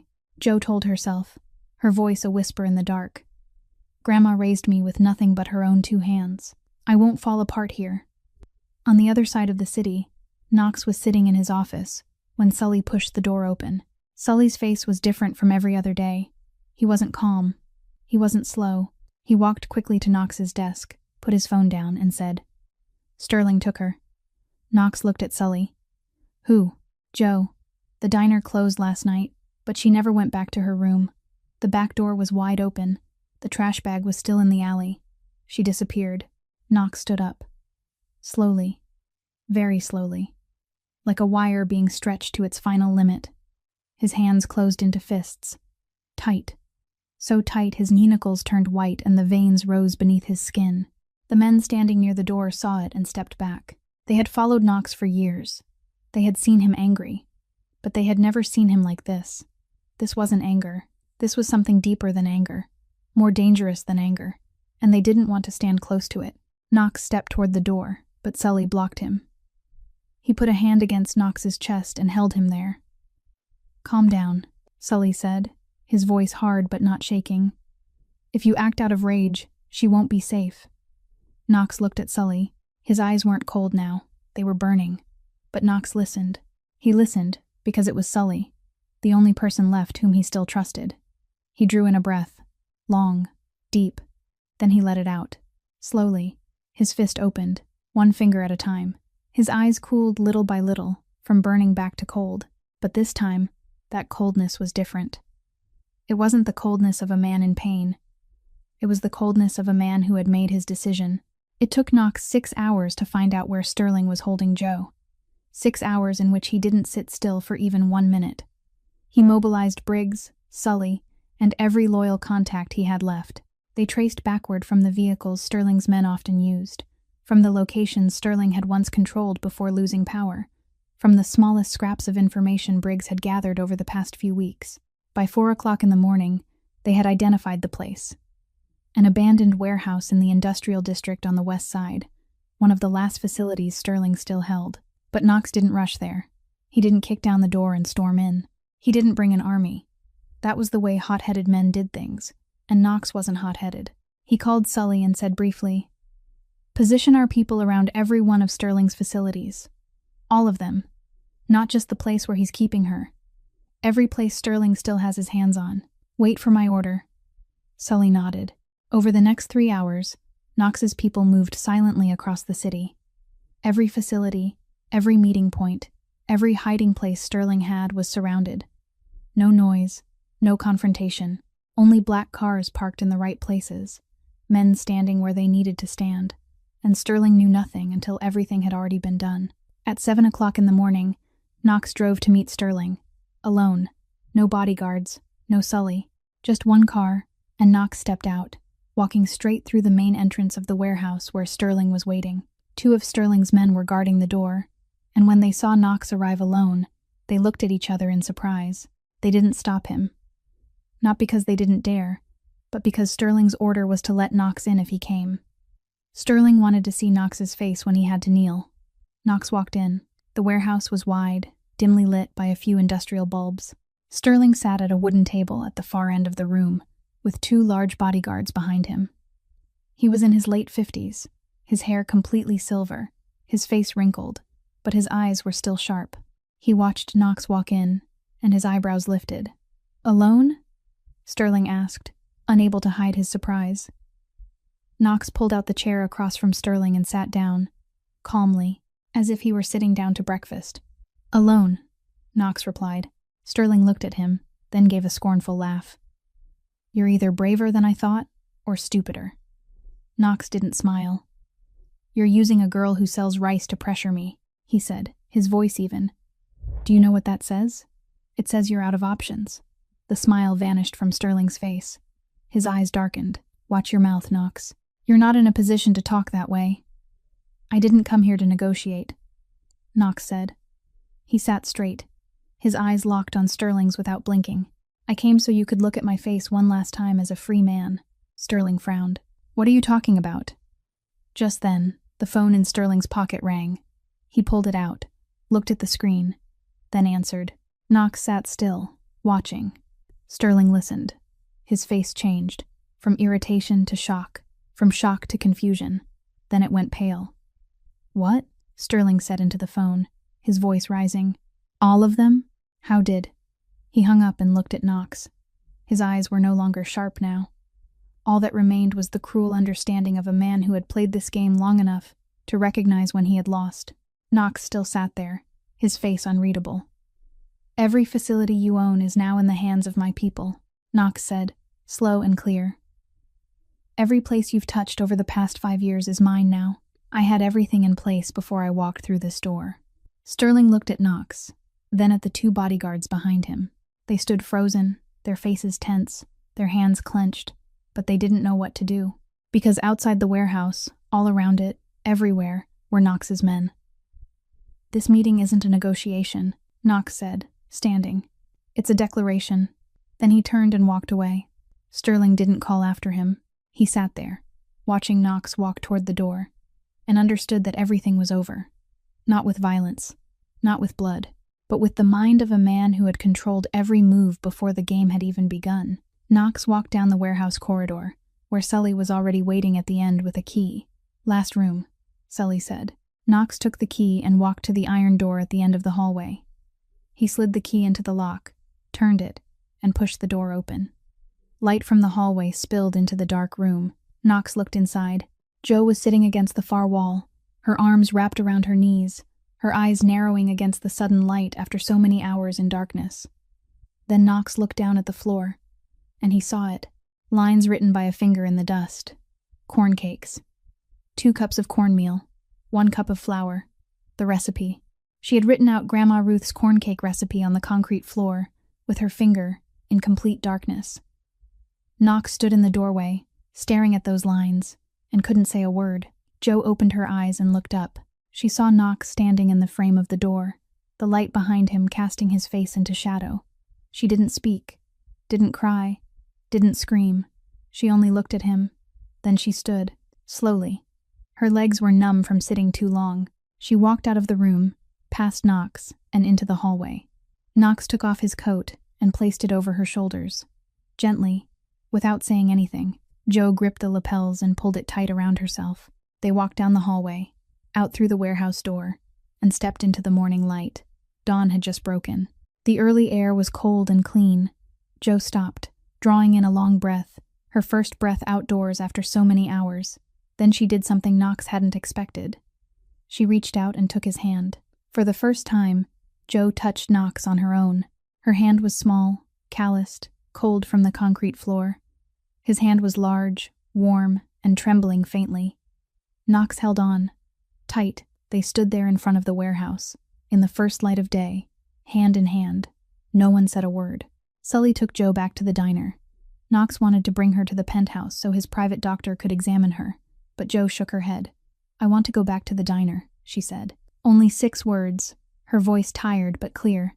Knox didn't argue. He knew the diner was Jo's home, the only place where she felt safe, and he had no right to decide for her. At the diner, Jo sat in the kitchen, drinking the glass of warm water Sully had made for her. Her hands were still trembling a little, but she was much steadier than when she had first stepped out of that dark room. She stayed silent for a long while, looking down into the glass, as if she were trying to put every piece inside her head back into place. Then she looked up at Knox, who was leaning against the kitchen doorway, and said, "When I was locked up, before they turned off the light, I heard 2 men talking outside the door." Knox came closer and sat down in the chair across from her. He didn't interrupt. He listened, the same way he had once listened to her talk about Grandma Ruth, about the diner, about the recipe book. But this time, what Jo told him could change everything. "They talked about a box," Jo continued. "Something kept in the basement of a building on Gratiot Street, near the intersection with 7th Avenue. They said it was something the boss would use to hand over to the police when the time was right. They said it had enough evidence to bury you." Knox looked at her. "You remember it that clearly?" Jo nodded. "I remember because there was nothing else for me to do but listen. And because I knew that if I got out of there, this information might matter." Knox was silent for a while. Then he called Sully into the kitchen and spoke briefly.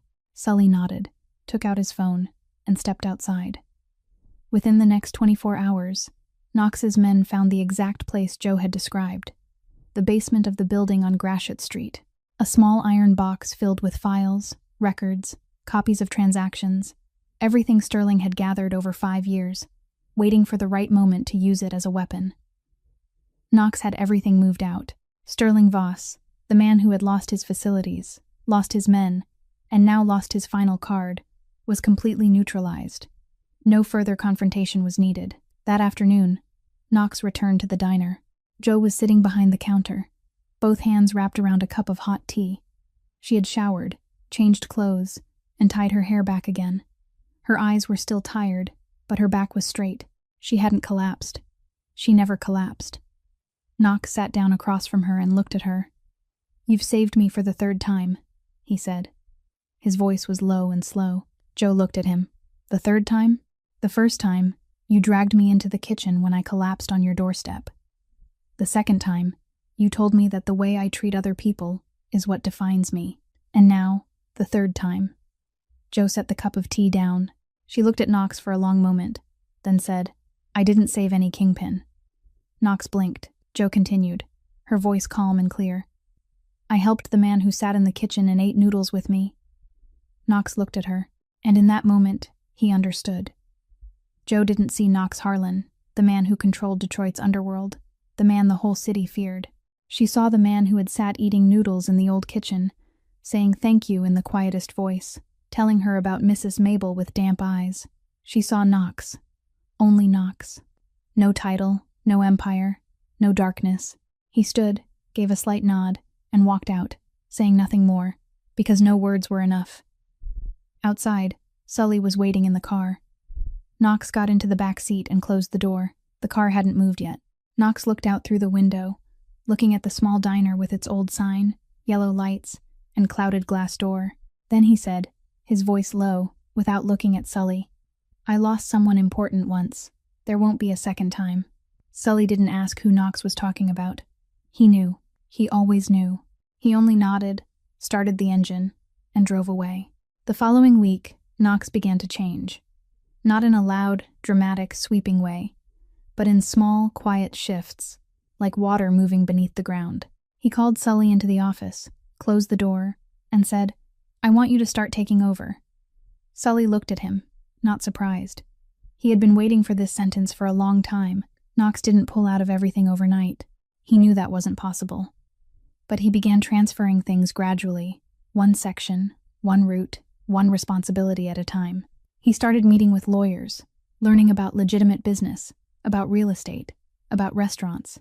The things he had once used only as cover, he now wanted to make real. Knox didn't do it because of Joe. He didn't do it to win her over, didn't do it to prove anything to her. He did it because of the words she had said to him in the kitchen that night. The words that had haunted him through all those nights sitting in the car, staring at the diner after its lights had gone out. The way you treat other people is what defines you. Knox wanted to be defined differently, and for the first time in his life, he was ready to pay the price for that. Weeks passed. Knox didn't come to the diner. He didn't call, didn't text, didn't send anyone with flowers or gifts. He knew that after everything that had happened, the bet, the hidden identity, Joe being taken because of him, no apology was heavy enough to make up for it. And he knew Joe wasn't someone who needed an apology. She needed to see action. So Knox acted. He continued handing things over to Sully, one section more each week. He met with lawyers, opened his first legitimate real estate company under his own name, not a fake name, not a front company. He signed a lease for an office downtown, a place where daylight came through the glass windows, completely different from the dark room above the club. He didn't announce anything. He didn't tell anyone he was changing. He just did it, quietly, day by day. The same way Joe kept Grandma Ruth's diner alive, not with words, but with her own two hands. Joe opened the diner as usual. She cooked, served, cleaned. Her life returned to its old rhythm, as if the past few weeks had only been a storm that had already passed. But some things were different. She no longer looked toward the door every time the bell rang. She no longer cleared the farthest corner table, but she also didn't set chairs there for other customers to sit. The table simply stayed empty every evening, like a question she hadn't answered yet. "Mister," Frank noticed. "That table's still empty," he said one day, his voice gentle. Joe wiped the counter without looking up. "No one's reserved it." "Mister." Frank nodded and asked nothing more. He knew when not to ask. 3 weeks passed, then 4 weeks. Joe lived each day, worked each day, and every night after closing the diner, she sat alone in the kitchen, looked at Grandma Ruth's photograph, and thought. She thought about Knox. Not Knox the kingpin. Not Knox, the man who had made a bet. But Knox sitting in her kitchen eating noodles, with no calculation in his eyes, saying thank you in only 2 words. Knox telling her about Mrs. Mabel with eyes unlike any she had ever seen. Knox looking at her recipe book and saying it was worth more than everything he had. She hated that he had lied. But she also couldn't deny that in those moments inside this kitchen, he hadn't been lying. No one could fake that look in his eyes. One Thursday evening, after closing the diner, Jo sat in the kitchen holding her phone. She looked at the screen for a very long time. Then she typed one message. The diner closes at 10 o'clock. The back kitchen is still open. She pressed send. Then she set the phone down, stood up, and began to cook. Knox received the message at 9:45. He was sitting in his new downtown office, under the warm yellow light of the desk lamp, with a stack of real estate project files in front of him. He looked at the phone screen, read the message, then read it again. Then he stood, took his coat, and walked out the door. He arrived at the diner at 10:15. The front lights were already off. The sign was dark, but in the back, the kitchen light was still on, spilling through the crack of the rear door. Knox stepped inside. The kitchen was still the same. The spice rack, the sink, the ceiling fan turning slowly, Grandma Ruth's photograph on the shelf, and Jo stood in front of the stove, her back turned to him, boiling water. On the table, 2 white porcelain bowls with chipped rims had already been set out, exactly like the first night, the night of her grandmother's death anniversary, the night everything had begun. Knox sat down on the plastic chair beside the table. He said nothing. Jo didn't turn around. She dropped in the noodles, cracked the eggs, and sliced the scallions. The smell of fried onions began to spread through the kitchen, warm, familiar, exactly like that night. Then she ladled the noodles into 2 bowls, set them on the table, and sat down across from Knox. They looked at each other over the 2 steaming bowls of noodles. Neither of them spoke first. Knox picked up his silverware and ate, slowly, 1 bite at a time. The hot broth ran down his throat and warmed his chest, just like it had the first night. But this time, Knox knew it was more precious, because this time, he had almost lost it forever. Knox finished the bowl of noodles and set his silverware down. He looked at Jo and said, "This is the best meal of my life." Jo looked at him, and for the first time in many weeks, she smiled. Not the thin, quick, polite smile, but a real smile, gentle, making her brown eyes brighten in the yellow light. Knox looked at that smile, and he knew it was the most beautiful thing he had ever seen. Not the Detroit skyline from his penthouse, not the numbers in his ledgers, only the smile of a kitchen girl in an old worn kitchen, and it was more beautiful than everything he had ever owned. Knox drew in a breath, then said, slowly and clearly, "I started the wrong way. Everything began wrong. The bet was wrong. Hiding who I was wrong.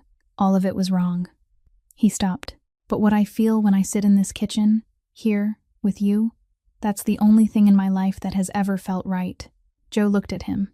Her eyes were wet, but she didn't cry. She didn't say, "I forgive you." She didn't say, "I love you too."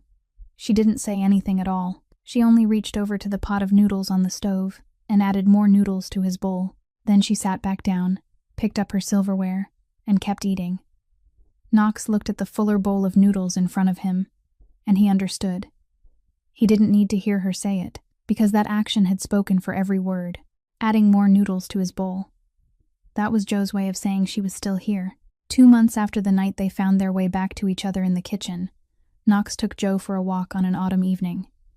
He didn't say where they were going. He only said, "Come with me." Jo looked at him, hesitated for 1 second, then nodded. She had learned that Knox wasn't a man of many words, and when he spoke that little, it was usually something important. They walked. No car, no Sully, no one else. Just the 2 of them on the sidewalk of the East Side neighborhood, where the streetlights were sparse and dry leaves scraped softly beneath their feet. Jo recognized the road. She recognized the corner, recognized the small alley that turned toward the back of the diner, and she understood where he was taking her. They stopped at the back doorstep of the diner, the old concrete step, the place where, many months earlier, Jo had opened the door and found a man collapsed there, his face covered in blood, breathing hard. The place where she had knelt down, held out her hand, and said, "Hold on to me."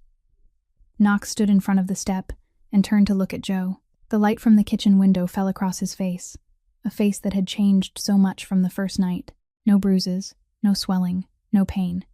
But there was something softer in his gray eyes now, something he had never had before, or perhaps something he had never allowed himself to have. Then Knox knelt down. One knee touched the cold concrete step, exactly where he had fallen that night. He didn't take out a diamond ring box.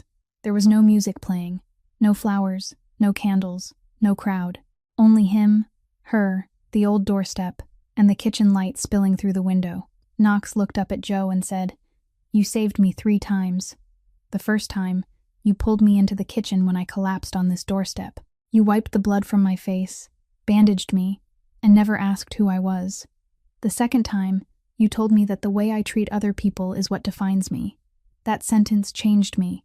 I don't know whether you know that, but it changed me." He stopped and swallowed. "And the third time, you saved me from myself. You showed me that I could live differently, that I didn't have to be the thing everyone thought I was." Knox drew in a breath. "I don't deserve you. I know that. I began with a bet. I hid everything from you, and you were hurt because of me." He looked straight into Joe's eyes. "But I'll spend the rest of my life trying, not to deserve you, but to make sure you never have to regret choosing to trust me one more time." Joe stood there, looking down at the man kneeling before her. The man all of Detroit feared was now kneeling on the concrete doorstep of a modest diner, his eyes wet, his voice trembling. Joe's eyes turned red. She blinked, and one tear rolled down her cheek. She wiped it quickly with the back of her hand, then looked at Knox and said, "You're right. You don't deserve me." Knox looked at her, his chest tightening. Then Joe smiled. A warm smile, soft and real. "But I choose you." Knox stood and held her tight. On the old concrete step, beneath the kitchen light spilling through the window, the two of them stood there for a very long time. They said nothing more. They didn't need to. 6 months later, the first diner in Knox and Joe's community diner chain opened. It was located in the south side of Detroit, a neighborhood that had once been forgotten, a place where workers, elderly people, and those struggling to get by had few places where they could sit down and eat a hot meal without worry. The diner was built in the spirit of Grandma Ruth's place, simple, warm, welcoming, with wooden tables, yellow lights, and an affordable menu. Anyone could come. Everyone was welcome. Everyone could eat until they were full. Joe stood in the kitchen, making corn cakes exactly according to her grandmother's recipe. The recipe she had written with her finger on the concrete floor in that dark room. The recipe she would never forget. Knox stood outside, looking at the sign that had just been hung. A wooden sign, white lettering, simple. Mabel's. He looked at that name and smiled. A small smile. But anyone who had known Knox long enough would understand that the smile carried more weight than any words. Sometimes, a person's worth doesn't lie in appearance, doesn't lie in status, doesn't lie in the amount of money in a bank account or the power held in one's hands. Sometimes, the person who saves us isn't the most powerful person, but the one brave enough to see us as human when the whole world has turned away. And sometimes, a bowl of noodles cooked in an old kitchen at midnight can change an entire life. If this story touched your heart, please like and share it so more people can hear it. And don't forget to subscribe to our channel so you won't miss the next stories. How did this story make you feel? Please share your thoughts in the comments below. We would truly love to hear what comes from deep within your heart. We wish everyone watching this video good health, a joyful life, and peace every day. Goodbye, and we'll see you again in the next video.